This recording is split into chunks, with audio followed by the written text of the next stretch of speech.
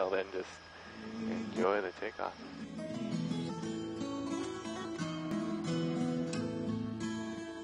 Hiva hiva na kamakura ahereia na ke kupuna.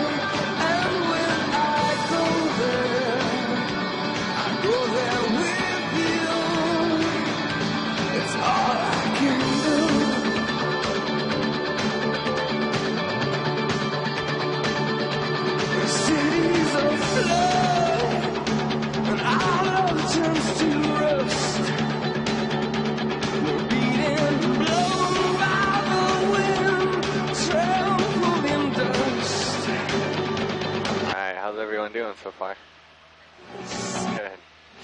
Well, we got good weather for a flight up to Haleakala. It's windy.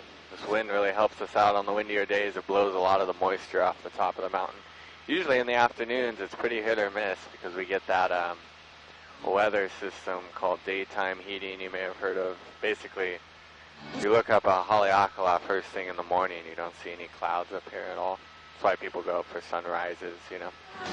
But then as the day progresses, the sun gets more intense, heats up the surface of the ocean, water evaporates, turns to clouds once you get up to the higher elevation where the air is colder.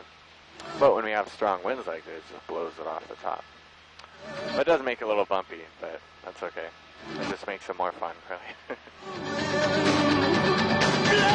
Now we will be flying kind of like an airplane for a while as we get up to that 10,000 feet. So we can go see the Haleakala crater.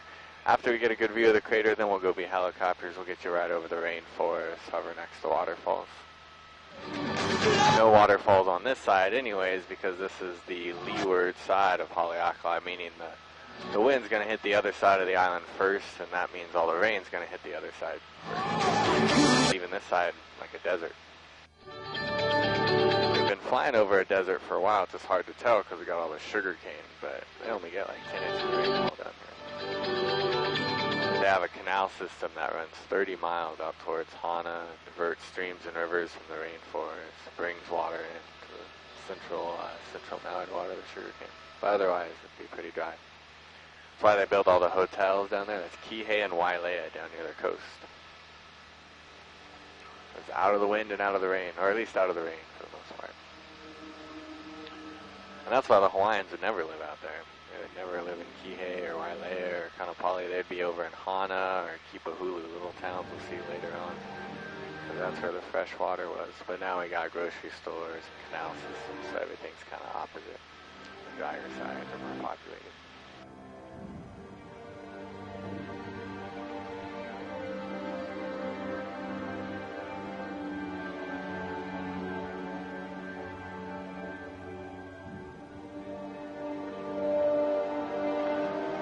Though we are on the drier side of the volcano, though we do get some forested area up country, they call this part of the island here in front of us. Just from that daytime heating I was telling you about before at the higher elevations, that gives us some afternoon rain showers. But it's more of a local population up here, up country. You got ranchers and farmers, Panialos, it's the Hawaiian cowboy. So there's like dude ranches, they'll take you out on trail rides. If you want to go horseback riding, this is like the place to go.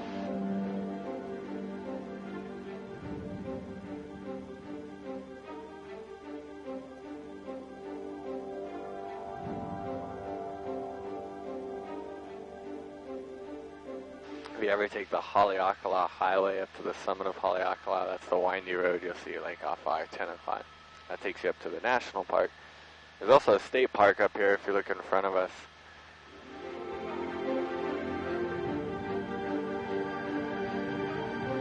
State park where they do paragliding out here.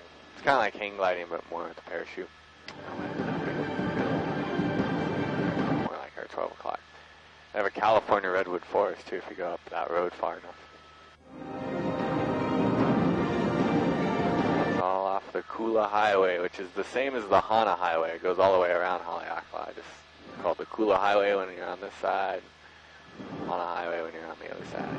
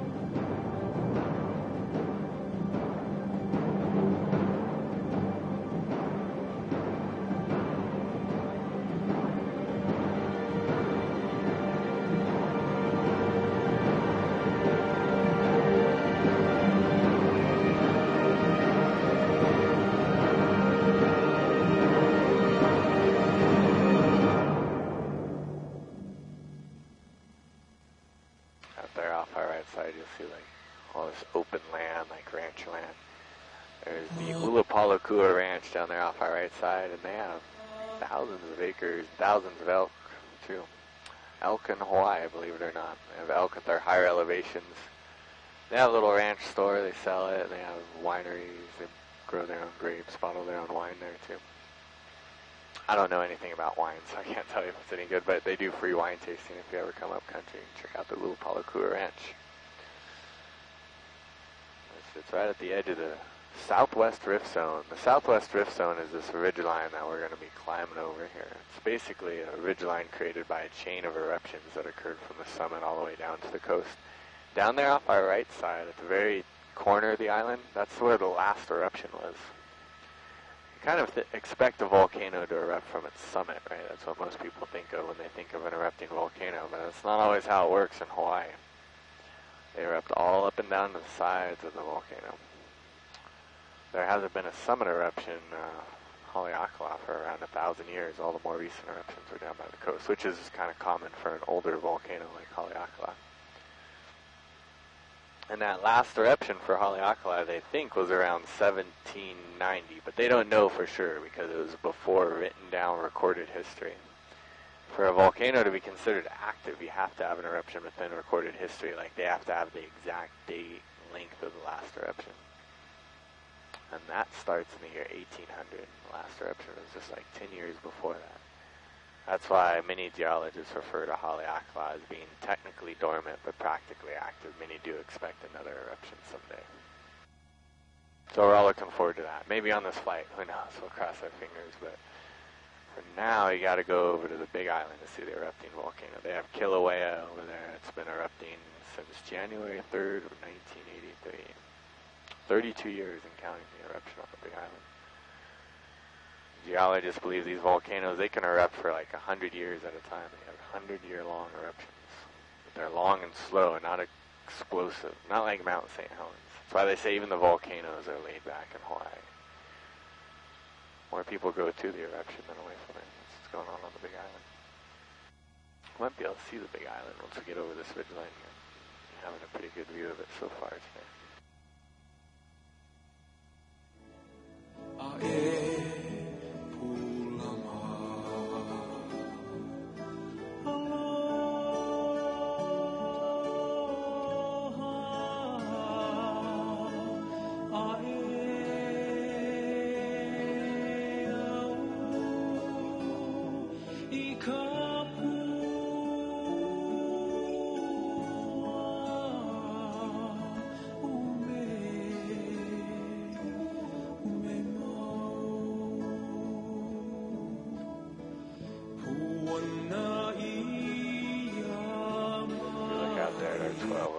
You could see past the Alanui Haha channel, and that's the Big Island out there. 12 o'clock. And that's a rough channel of water. Whatever wind we have is going to get stronger between Maui and the Big Island. It pushes up the waves and makes for rough seas. So if you look out down there at the water, you're going to see all those white caps and rough water.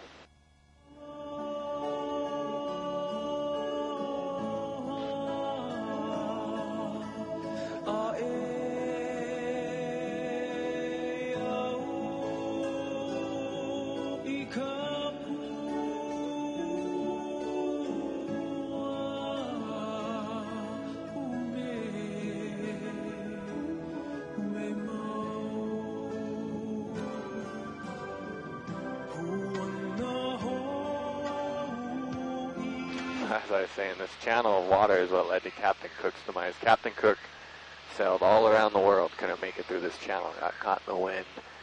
The wind broke his mast, and he had to go back to the Big Island to get it fixed. And basically, long story short, they weren't too happy to see him again, and he was killed on the Big Island by the native Hawaiians. Harshly eaten, too, like cannibalism. So Hawaiians in the 1800s, they had this real bad reputation for being cannibals and savages. What happened to Captain Cook, but that wasn't something they'd usually do. It was kind of like an exception they made for Captain Cook. Because Hawaiians, they believe in this thing called mana. Mana is your inner power, like your inner strength. They believed if you're a powerful man, you had more mana than the average guy. By consuming their flesh, you could steal their mana, steal their power. But that's something they'd only do for great kings or powerful warriors. That's why a lot of Hawaiians say it's really more of a compliment than anything. There's a little bit of British National Park over on the Big Island where Captain Cook was killed. Our national park is off our left side. We just crossed that big fence line that keeps the non-native animals out of the national park. You can see the observatories and telescopes up there. The Air Force operate most of those.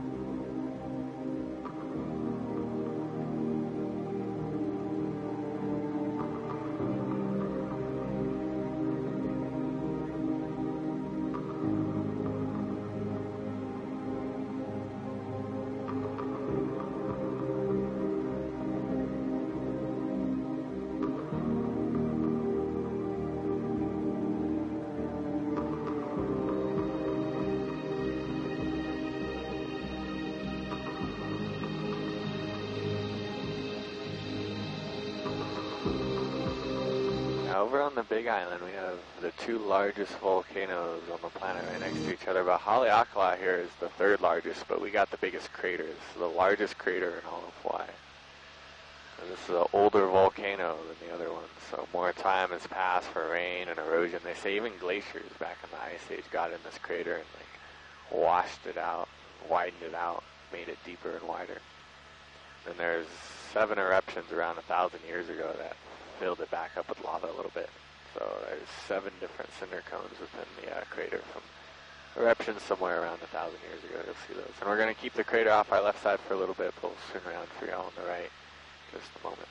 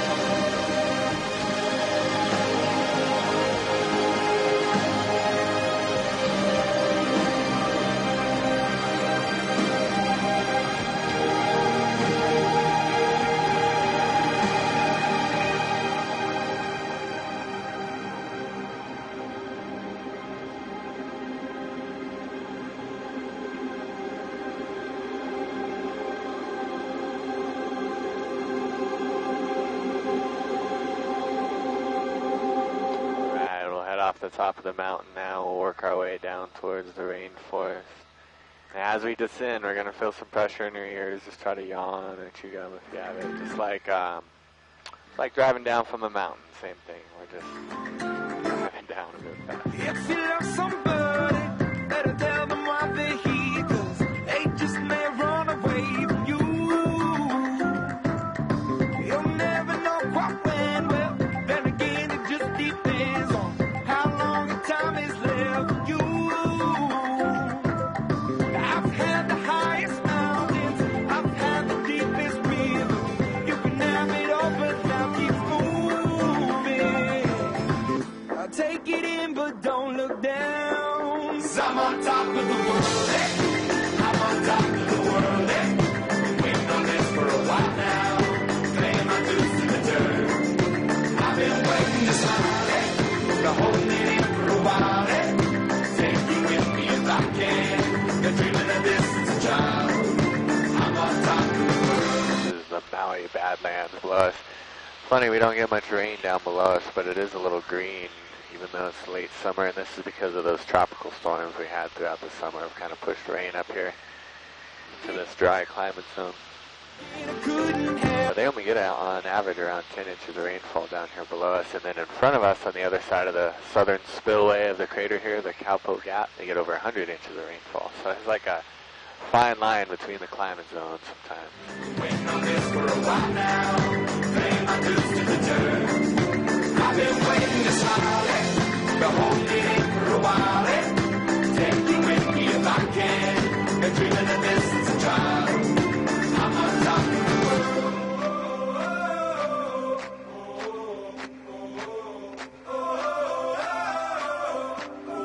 'Cause I'm on top of the world, eh? I'm on top of the world, eh? Been waiting on this for a while now, paying my dues to the dirt. I've been waiting to smile, eh? To hold it in for a while, eh? Take you with me. Right here in front of us is the Mono Vainui Canyon. We have a 3,000 foot deep canyon here. And usually it's completely dry in the summer, but we've gotten some rain over the last couple days. maybe not today, but the days before, and it filled it back up with water. So if you look in the very back of this valley, you get some nice waterfalls. You notice how there's no forest on this side of the valley? It's because of mountain goats. If you look down here on the ridgeline, you'll see them running around. There's no shortage of them. They're all over the place, and they eat all the baby trees, and when the older ones die off, there's nothing left for them. That's what mountain goats can do to a rainforest. Not just any forest, too. This is all koa. Those older trees are koa trees. Endangered Hawaiian tree, and only grows at certain elevations.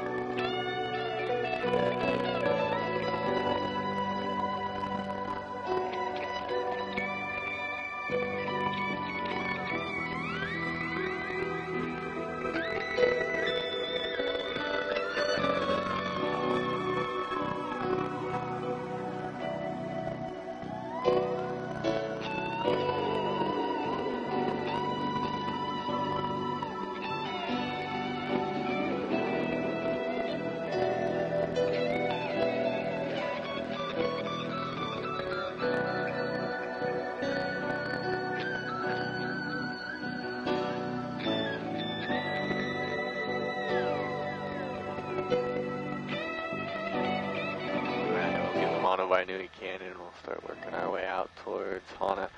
You'll see the forest a lot thicker on this side of the valley. It takes 100 inches of rainfall for a forest to be a rainforest. You get well past that most of the year. Combination of native and non-native trees now below us. All the shorter trees are guava in this case. Guava is brought from South America for farming. They bring stuff out for farming. It's kind of perfect. It has no tree diseases or anything. It kind of takes over. It's nature's way of hindering it in South America. Is use tree diseases to attack the tree. They say eventually all our forests will be guava someday. Great news if you like guava, I guess. And then down off our right side we have Kipahulu. This is a small community down there off our right.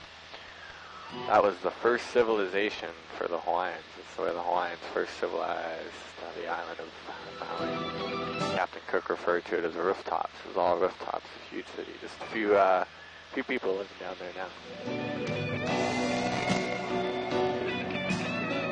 So they're well known for their bird sanctuary in Kipahulu. The journey getting out here is like a 3-hour drive, but there's pools, freshwater pools of water that you can swim in, and cool hiking trails too.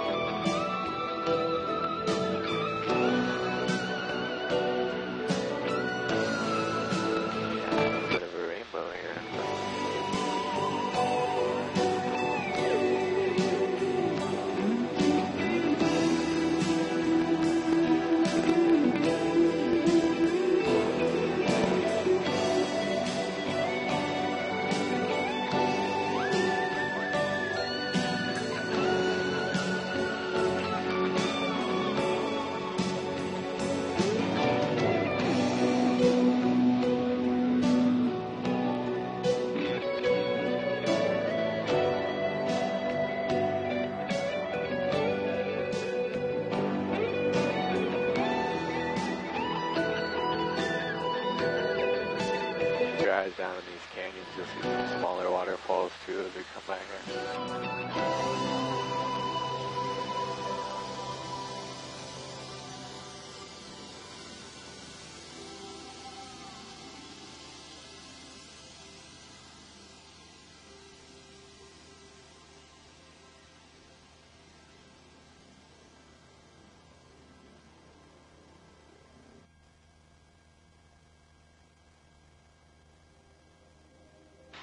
Notice there's no more tall trees over here too. All the trees are real short now. That's because of the wind more than anything else. The wind really corners the side of the island, will knock over any tree over 5 feet tall, giving us this real short forest. And just on the other side of this ridgeline is the Waiho'i Valley. Hidden valley up here in the mountains. Can't see it from the highway.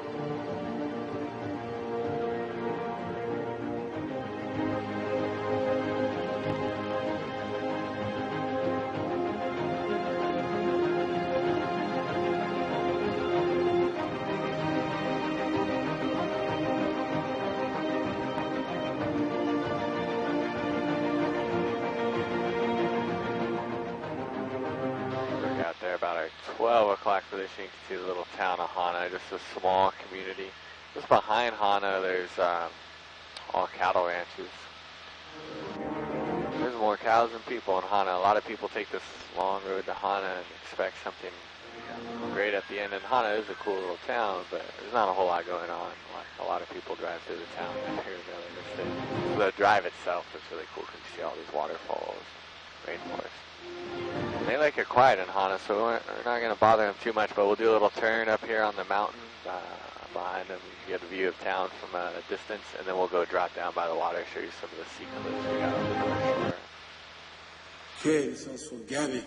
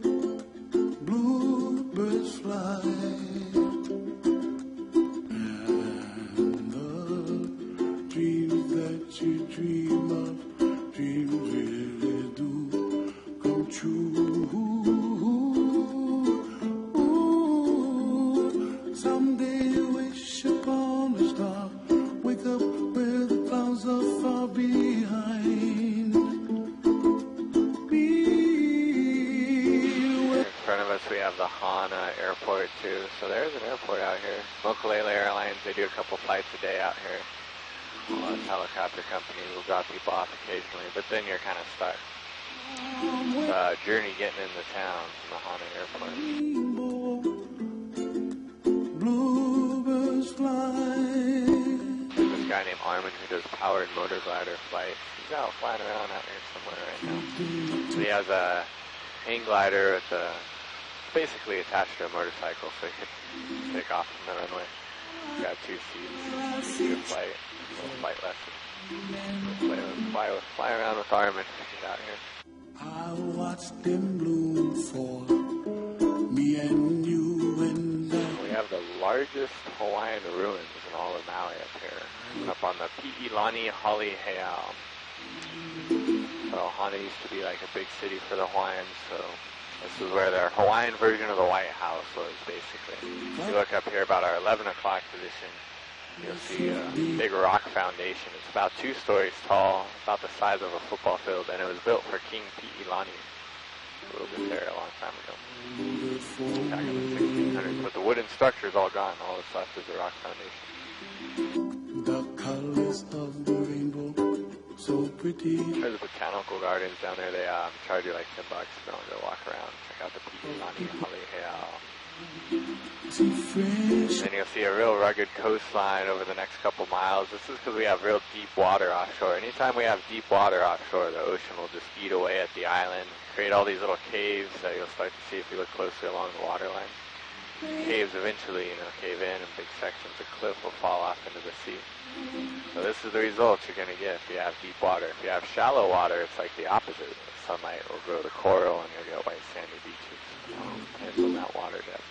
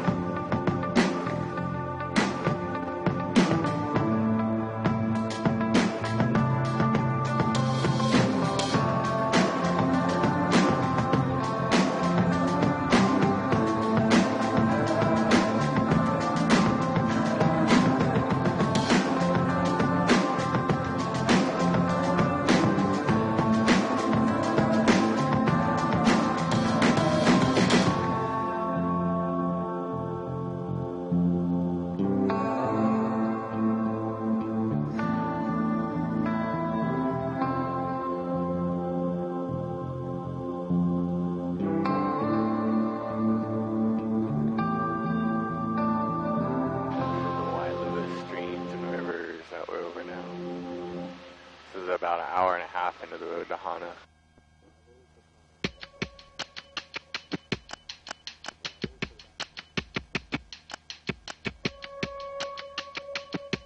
So you'll see a little bit of the road to Hana if you look down these canyons, just about to cross over it.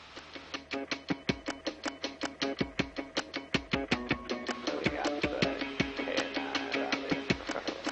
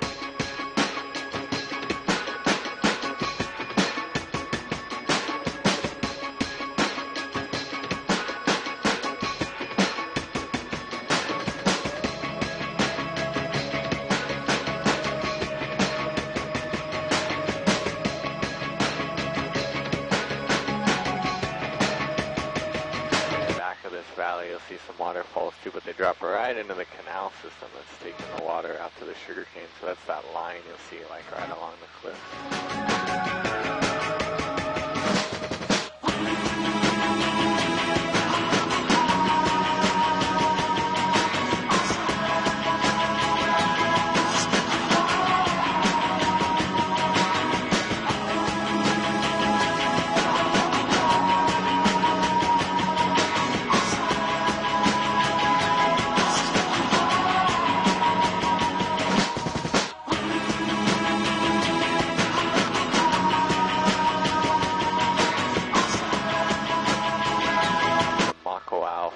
Preserve that we're over now. These are almost all Ohia lehua trees below us.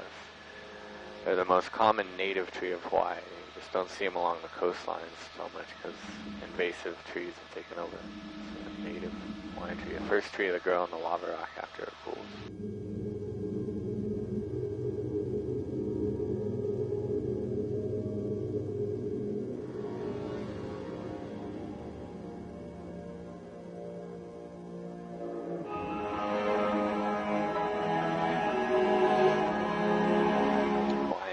Famous creation myth too about this tree and its flower. There's a real small red blossom on this tree. That's called the lehua blossom.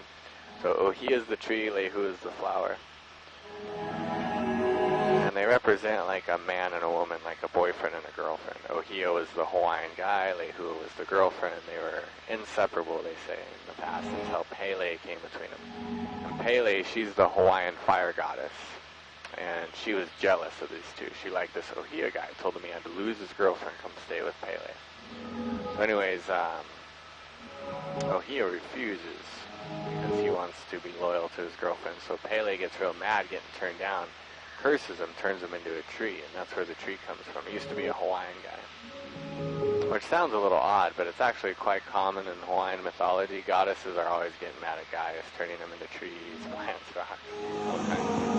But Ohia, he's a tree, and lehua begs the other Hawaiian gods to reunite him, and they turn her into the flower of the tree.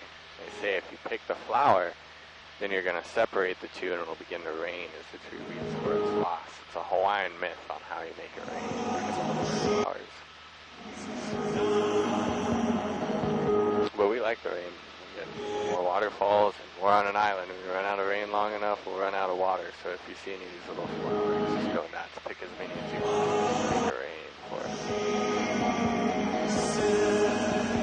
We are getting into some controlled airspace, so I got to give air traffic control a quick little flight plan. And get back into the airspace and over to the west side of the island. I'll be back with you all on the radio in just a minute.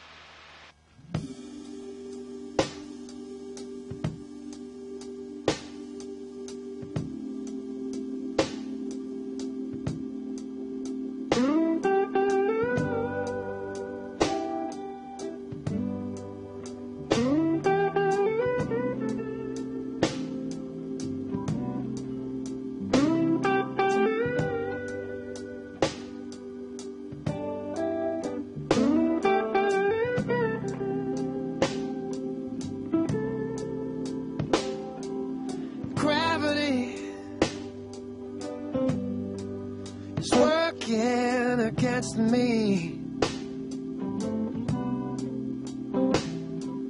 and gravity wants to bring me down. Oh, I'll never know what makes this man with all the love that his heart can stand. Dream of ways to throw it all away. Whoa, whoa. Gravity is working against me, and gravity wants to bring me down. Twice as much ain't twice as good, and can't sustain like one half could. It's wanting more. It's gonna send me to my knees.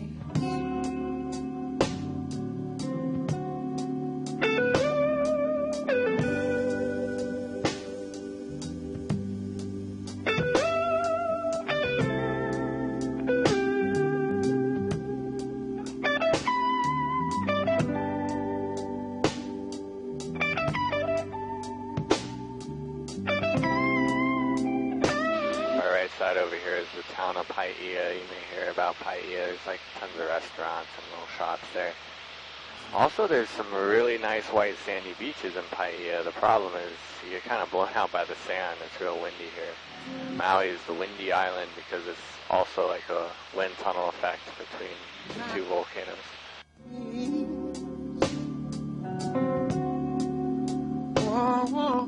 Gravity. So that's good for windsurfers and kite surfers. We'll get some clearance here in a second. We'll come down, buzz some of these kite surfers for you. You can check them out. Just past the airport is Kanaha Beach, world famous for its kite surfing. How can that be? Just keep me where the light is. Just keep me where the light is. Just keep me where the light is. Come on, keep me where the light is. Come on, keep me where the light is. Come on, keep me where the light is.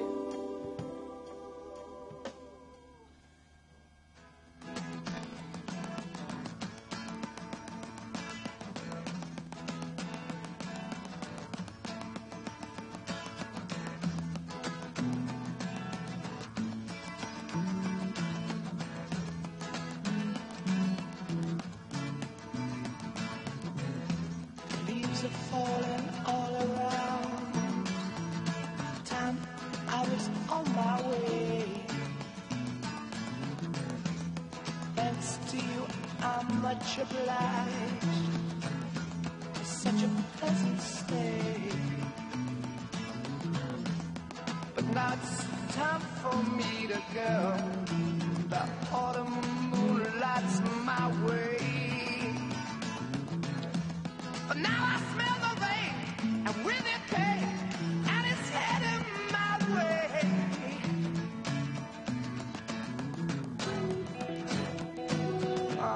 Sometimes I grow so tired, but I know I've got one thing I got to do. I run along, and now the time is now. Sing my song. I'm going round the world, and I find my girl on my way. I've been this way 10 years till the day. Run along, and find the queen of all my dreams. Got no time for spreading rumors. The time has come to be gone. Alright, this is the West Maui Mountains here off our left side we're going to go take a look at. They call this the West Maui Mountains because it looks like a mountain range when you look at it, but it's a volcano just like Haleakala. It's just a lot older. The rain and erosions like wrinkled it up, created all these valleys. But this is what Haleakala will look like in a million years or so. You can't really hike into too many of the valleys though. Most of them are off limits because they're restricted watersheds. Trying to keep the water clean. But you can hike the Waihee Ridgeline if you want, if you don't mind a steep climb. It's a good 1,000-foot climb in about 2 miles. That's the valley off our left. If you can hike along the western ridgeline, which is the ridgeline on the right as we head into the valley. And it's really easy to find. It's right off of Highway 340, or the Kahakili Highway. You just take the road a few miles down the road from Kahului, and you'll when you come to a horseback riding ranch that smells like horse manure, basically, you just turn left. You'll see the turnoff for the Waihee Ridge Trail. Days of old with magic fill the air. Just in the darkest depths of Mordor, I met a girl so fair. But Gollum and the evil one crept up and slipped away with her, yeah.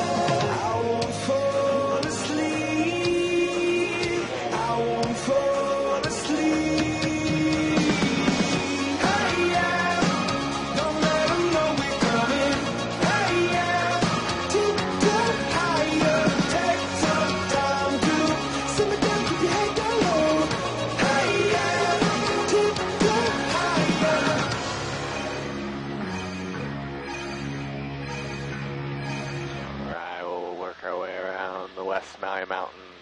Will get us out there to the leeward side. Nobody else. Nobody else. Nobody else can take me higher. Nobody else can take me higher. Nobody else can take me higher. Nobody else.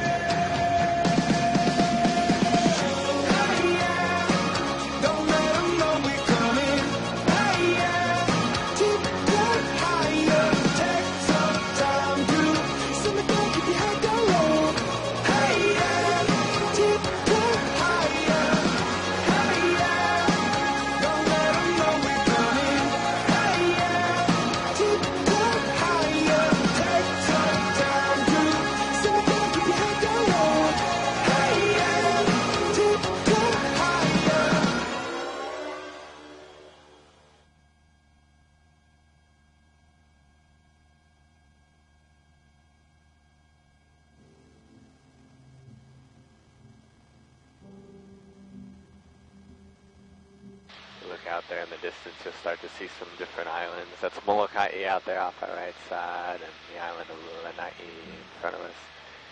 And then Kaanapali is starting to come into view in front of us. You can see where all the hotels are built along that coastline.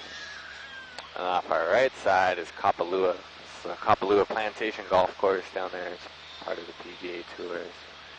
It's a golf course, and they call it the Plantation Course because it's built on an old pineapple plantation. This is all like pineapple plantations. They don't really grow pineapples like they used to. High labor cost, takes like years. They grow some coffee though. There's 400 acres of coffee in between us and the hotels.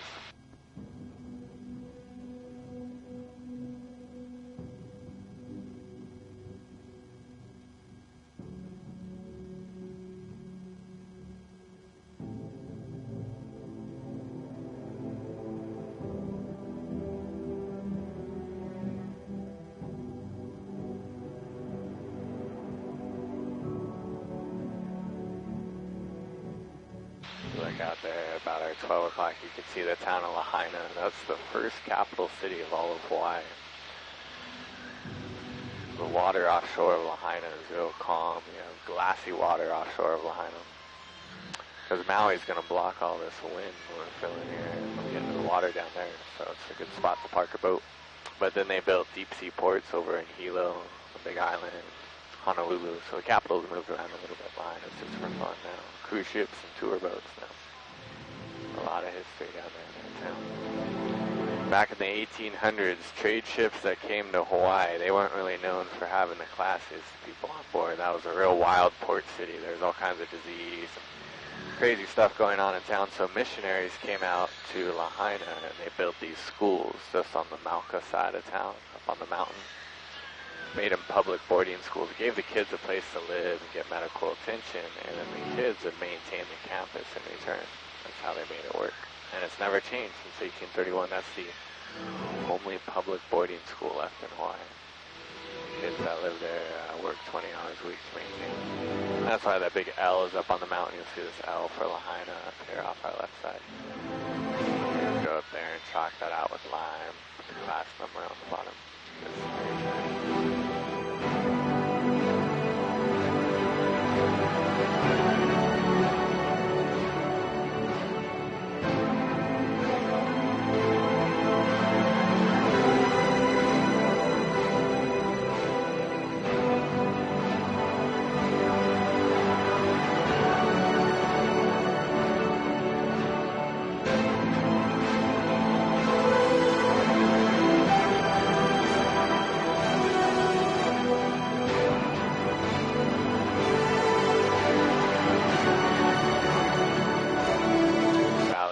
Side of the island are cool. They're half desert, half rainforest. They get 10 inches of rain down by the coast and 100 inches of rainfall in the very back of these valleys. They use the water out of every one of them in front of these valleys. You'll see little reservoirs, water containers. We have mountain goats out here too. That's why we have all the scarring on this hillside in front of us, mountain goats. You'll see some random sections of fence line way up here too, above all the erosion. Trying to keep the mountain goats from getting further into the valleys. And we'll head into the center of the West Maui Mountains. We'll catch a few little bumps in here from the wind coming through the canyons. But over there, beautiful valleys. We'll show you some more spots you need to look after the scene.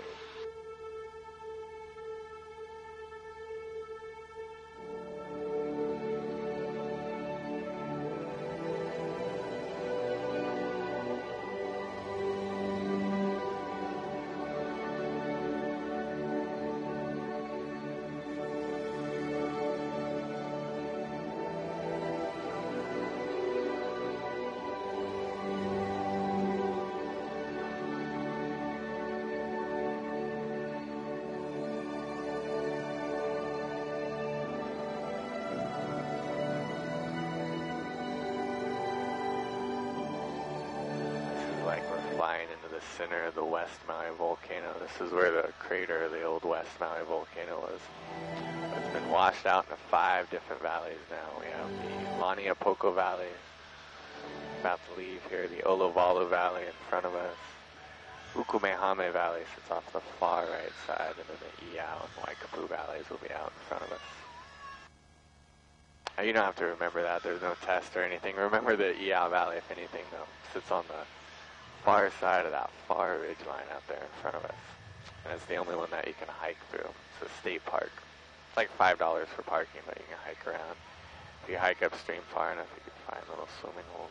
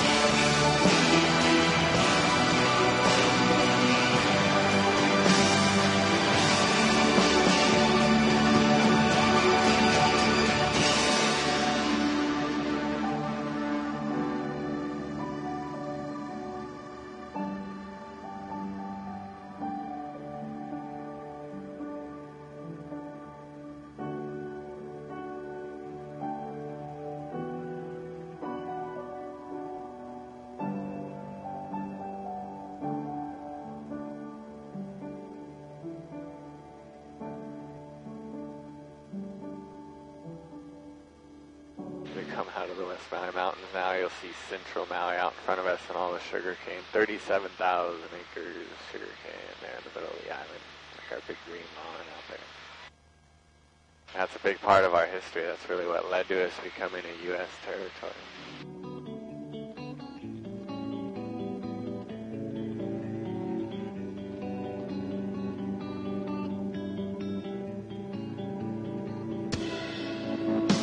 Life's too short to even care at all.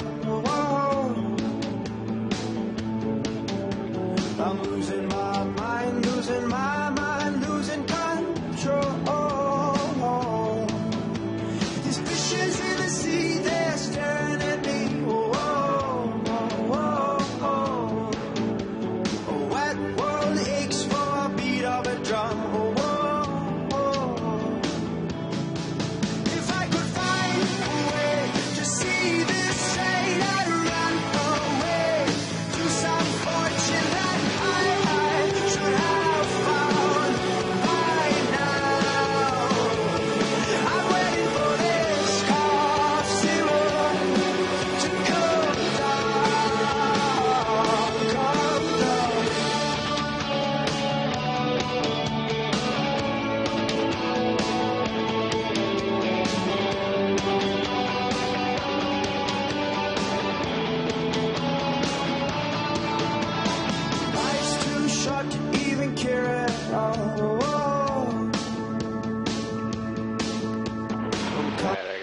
Traffic control my attention for the approach into the airport. They get us in. Before I go, I want to thank you all for coming out and flying around with me. I don't get to go fly. I don't get to go fly if you guys don't get in here. They don't let me out by myself. So thanks for taking the tour. And then once we do land, just sit tight, wait for Steven or Kat. One of them will come out. They'll help you out of the aircraft. And they'll set you up inside too if you want to purchase the video of the flight. We recorded all that. It's got you guys on there, tour and everything. I hope you guys enjoyed it. Thank you.